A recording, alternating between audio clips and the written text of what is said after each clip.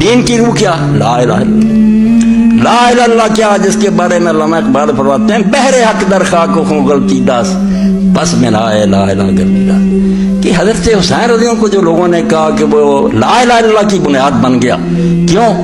لا الہ تو پہلے بھی پڑھتے تھے، وہ لوگ بھی پڑھتے تھے، نمازیں پڑھ رہے تھے، جماعتیں ہو رہی تھیں۔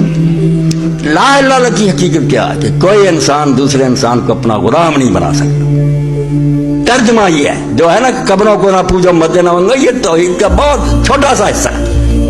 اور میں نے سید ابوبکر غزنوی رحمۃ اللہ علیہ سے سنا، وہ ماموں قانون کے جلسہ میں خطاب کر رہے تھے، انہوں نے کہا حدیثوں تمہاری بس توحید جو ہے وہ مردوں سے متعلق ہے، مردے مدد نہیں کرتے۔ آپ جانتے ہیں کہ مردے ہمارا کیا بگاڑ سکتے ہیں؟ وہ تو بیوقوف لوگ پوچھتے ہیں۔ یہ زندہ خداؤں کو تم چیلنج کرتے ہو جن کے پاس جیلیں ہیں، پھانسیاں، کڑیاں، کوڑے ہیں، ان کی کبھی بات نہیں کرتے۔ یہ توحید بالکل تم نے گم کر دی، حالانکہ پوری سورہ نساء میں اسی شرک کا بیان ہے۔ حق میں رہتا کہ کوئی انسان اپنے قانون ملک میں جاری کرنا شروع کرے، بندہ ہوتے ہوئے وہ لوگوں کو اپنے قانونوں کا پابند بنائے، یہ ہے وہ غلامی، عبدیت، جس کو ختم کرنے کے لیے نبی رسول اللہ آئے۔ یہ آیت جو میں نے پڑھی نا سورہ آل عمران کی، اس میں اللہ کہتا ہے عام لوگ تو گزار ہے، حکمران اور مولوی اور پیر، نبی تک کو حق نہیں کہ اللہ اس کو کتاب اور حکم اور نبوت دے اور وہ لوگوں کو کہے میرے بندے بن جاؤ، غلام بنا دے، نہیں بنا سکتے۔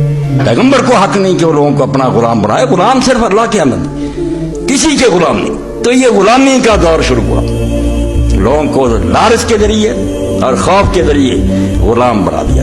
پہل شروع ہو گئی تھی، نمونہ اس کا یزید کے دور میں بھی سامنے آ گیا کہ یعنی طمع اور خوف نے امت کو اس راستے سے ہٹا دیا جو اللہ کے رسول اللہ علیہ السلام نے اور خلفائے راشدین نے دیا کہ ایک معمولی عورت اٹھ کر مدینے میں کیا دی تھی، عمر تم غلط کہہ رہے ہو، اور عمر کی مجال نہیں تھی کہ اس کو بیٹھ جا، مطمئن کرنا پڑتا، اور کئی مرتبہ ماننا پڑتا تھا کہ عورت نے ٹھیک کہا، مرد غلطی کہا۔ یہ حریت تھی، آزادی تھی۔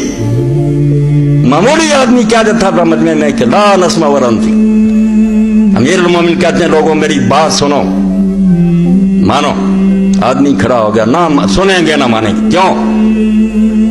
جو چادریں مالے غنیمت میں آئی ہیں وہ اتنی چھوٹی ہیں کہ میرے جیسے آدمی کی قمیص نہیں بنتی، آپ اتنے لمبے ترنگے ہیں، آپ نے قمیص پہن رکھی، اگر دو لی ہیں آپ خائن اور بددیانت، خلیفہ نہیں بن سکتے۔ تو امیر المومنین بیٹے کو اشارہ کرتے ہیں، عبداللہ کھڑے ہوتے ہیں، کہتے چچا جی آپ نے ٹھیک کہا، میرے حصہ میں جو چادر تھی میں نے اپنا باجی کو دی۔ اس نے کہا بات کرو، سنیں گے بات۔ یہ حریت تھی، آزادی جو اللہ کے رسول نے عطا کی۔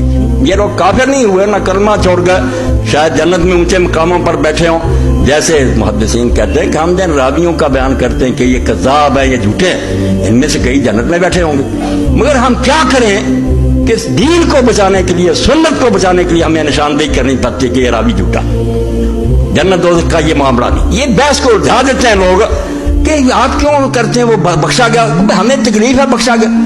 ہم تو رو رہے ہیں کہ وہ حریت، وہ آزادی جو اللہ کے رسول نے دی تھی، اور اس سے بڑا تحفہ کوئی نہیں تھا کہ انسان آزاد ہو گئے تھے۔ بڑے کو بڑے آدمی کو کہتے تھے کہ اس بات پر ہمیں مطمئن کرنا پڑتا تھا، مگر یہ بات کیا ہوئی؟ علامہ اقبال کی زبان میں سنا، یہ انحراف، یہ موڑ خدا کے لیے سمجھو اور دوبارہ لوٹو اس خلافت کی طرف، ورنہ تمہاری بگڑی نہیں ساری۔ جب تک یہ ملوکیت رہے گی، 1400 سال آ رہی مسلمان ملکوں میں، ان کے ہوتے ہوئے دین نہیں آئے گا، مذہب چلتا رہے گا۔ یہ لوگ عمرے کریں گے، مدینہ شریف حکمران جائیں گے، اور کبھی کبھی صوفیوں کی محفل کرا دیں گے، کبھی کوئی مدرسے کو امداد کر دیں گے۔ یہ ڈھونگ ہمیشہ ملوک مچاتے رہیں، ایسا کرتے رہیں کہ لوگ بیوقوف بنے رہیں، مگر اصل دین جو ہے نا کہ امت آزاد ہو، سب مساوی ہوں، اسی کٹہرے میں کھڑا ہوں، اسی میں صدر مملکت کھڑا ہوں، اور قاضی فیصلہ کرے کہ یہ حق پر ہے اور آپ حکمران غلط ہے۔ یہ آزادی تھی جو اللہ کے رسول نے، مگر یہ چھین لی نا۔ کیوں خلافت رشتہ قرآن گسیخ، حریت را زہر اندر کام۔ آپ کس کو رو رہے ہیں کہ حضرت معاویہ رضی؟ یہ تو بات ہی نہیں، بات تو ہے کہ جو عقیدہ توحید رسول نے دیا تھا کہ لوگ کسی کے غلام نہیں ہیں، صرف اللہ کے غلام ہیں، جو حکمران ہے وہ ان سے بڑھ کر اللہ کا غلام ہے۔ یہ اگر حکم کی نافرمانی بھی کریں یا دین کی اطاعت میں کوتاہی کریں کوئی بات نہیں، حکمران کو ان سے بڑھ کر خدا کا غلام ہونا چاہیے۔ مگر ہوا یہ، کیوں خلافت رشتہ قرآن سے، خلافت نے، حکومت نے قرآن سے اپنا تعلق چھوڑ لیا۔ یہ سیکولرزم آ گیا، لبرلزم، نماز رہی، روزے رہے، سب کچھ ہوتا رہا، جہاد کے نام پر جہاد بھی ہوتے رہے، مگر پبلک کو کہہ دیا کہ آپ عبادت کی حد تک آزاد ہیں، مسجدوں میں اللہ کریں، حکومت کے معاملات میں آپ دخل نہیں دے سکتے، ہماری مرضی ہوگی، جو چاہے گا قانون مانیں گے، جو چاہے گا بے شک قرآن و سنت میں ہوگا چھوڑ دیں۔ اس لیے اس موڑ کو خدا کے لیے سمجھیں کہ بہت بڑا موڑ امت، اور جو بھگت رہے ہیں اب کہ ہر مسلمان ملک میں ایسا ہی ملک بیٹھا ہوا جو اپنی مرضی کر رہا، اور بذات خود وہ یہی سمجھتا ہے کہ میں دین کا خیر خواہ ہوں، امت کے مفاد کے لیے کروں۔ وہ کب کہتے ہیں ہم امت کے غدار؟ مگر دین کو انہوں نے پشت دے، حکومت کی حد تک انہوں نے بالکل بے دخل کر لیا۔ اگر کوئی بات مانی ہے تو ان کی پسند کی چیز مان لی، دین سمجھ کر نہیں مانی۔ کیوں خلاف رشتہ غلام گسیخ حریت تیرا زہر اندر کام رہے، آزادی کے گلے میں زہر کے قطرے ٹپکا دیے کہ بور نہیں کیا تک۔ اور وقت آ گیا تھوڑے سال بعد، لوگوں کو نظر نہیں آتا تھا، حسین کو تو نظر آتا تھا، ان کو اللہ نے بصیرت دی تھی۔ لوگ یہ دیکھتے حالات نہیں ہے، یہ ہوگا، وہ جانتے تھے حالات نہیں، اور کہتے خاموش رہو تو یہ تو مور لگ جائے گی کہ جو ہو رہا ٹھیک ہو رہا۔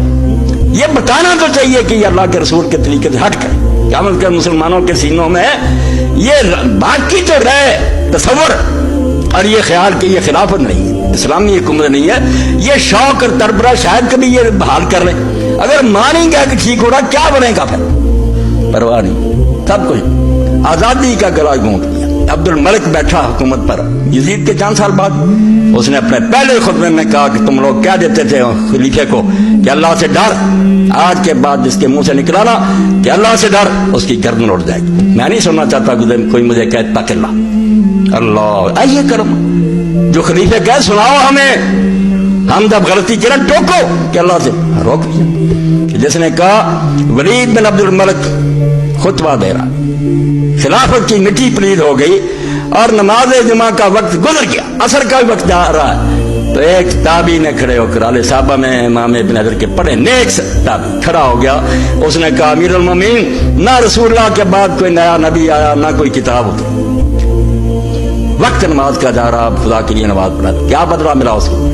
سپاہی محل میں لے کر سٹ کر پھر لا کر مسجد میں پھینک۔ یہ موڑ تھا جو مڑ رہی تھی گاڑی، لوگ یہی سمجھتے کوئی فرق نہیں، نماز ہو۔ امام جانتے تھے کیا یہ لائن معلوم تھا قریب ہی ہے، یہ دور ہو جائیں گے، بالکل راستے جدے ہو جائیں گے۔ لوگ کعبہ میں شراب پینے والے خلیفے بنیں گے اور بنے۔ لوگوں نے دیکھا وہاں محفل رائیاں کی، وہاں بیٹھ کر شرابیں پی۔ حسین رضی نے اس وقت دیکھا کہ میرے سوا اس کا کوئی مقابلہ نہیں کر، یہ کام بڑا ہے، اس کے لیے بڑے آدمی تھے۔ اب اس سے بڑا کون ہو سکتا تھا جس کے بارے میں پوری امت جانتی، کوئی گروہ اس سے منکر نہیں، کہ اللہ کے رسول علیہ السلام نے فرمایا سیدہ شباب اہل جنہ الحسن والحسین، جنت کے جوانوں کے سردار حسن اور حسین۔ اب جنت کے سردار کی قربانی مانگی گئی کہ تم جان دو شاید امت جو نا اس کو زلزلہ آئے، جو بے ہوش ہو چکے نا، کوئی تھوڑا سا ان میں ارتعاش پیدا ہو، حرکت پیدا ہو، زور کا چھینٹا اپنا۔ اور جب کئی لوگوں نے مشورہ دیا کہ اگر آپ نہیں مانتے تو خود چلے جائیں، یہ بچے اور عورتیں کیا کریں گی؟ کیسا جواب تھا؟ امام دور دیکھ رہے، لوگ اس وقت کو دیکھ رہے تھے، وہ بھی جانتے تھے کہ میں قتل ہو جاؤں گا، یہ قید ہو جائیں گی، ساری ذلت اور رسوائی ہوگی، مگر آپ نے فرمایا شاء اللہ یرانی قتیلا یرن النساء صبا۔ اس وقت اللہ کو یہی پسند ہے کہ میں قتل ہو جاؤں اور یہ میری بہنیں قیدی ہو جائیں، اس کے بغیر بات نہیں بنی۔ انہوں نے شکنجہ کس کر امت کو بالکل چپ کرا، بولنے نہیں۔ اس لیے خدا کے لیے یہ باتیں جو اہل حدیث اور دیوبندی سب چھوڑیں، خلافت کو روئیں۔ امام حسین کو دنیا نہیں رو رہی، جنہوں لوگ شہید ہوتے ہیں ان کو درجہ ملتا، مگر امت کے ساتھ جو سانحہ گزرا کہ گلا کونٹ دیا امت کا، بولنے نہیں۔ تو یزید کے بارے میں یہ صحیح بخاری کتاب دیکھیں آپ، اس میں باب ہے اس کا کہ بادشاہ کی تعریف کرنا، یعنی خوشامد جو ملوکیت کا نتیجہ، کہ ظالم جب بیٹھ جاتے ہیں اور ان کا فرمان ہی قانون ہوتا ہے، کوئی عدالت نہیں، کوئی فیصلہ نہیں، عدالتیں کہتی رہتی ہیں کہ یہ جشن نہیں ہوگا، وہ کہتا ہے ہوگا، سب چیز سے چپ کر دیں۔